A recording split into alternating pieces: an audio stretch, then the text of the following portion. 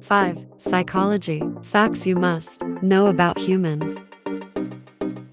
1. Stay calm when someone raises their voice to you.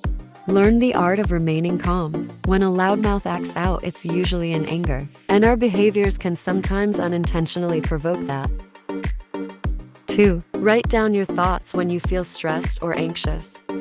Write down your thoughts in a journal and then close it up. Believe it or not, you'll be able to focus on your work more easily because you have now shared your thoughts and realized your feelings. 3. Right posture can boost confidence.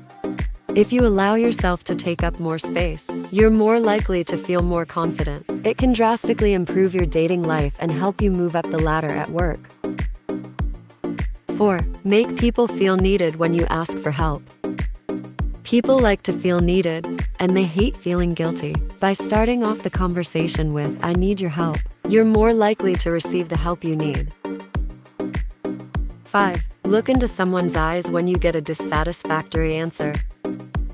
This will make the person feel under pressure or cornered, and this will force them to further elaborate their thoughts. Instead of repeating the question or asking another, look into the eyes of the person.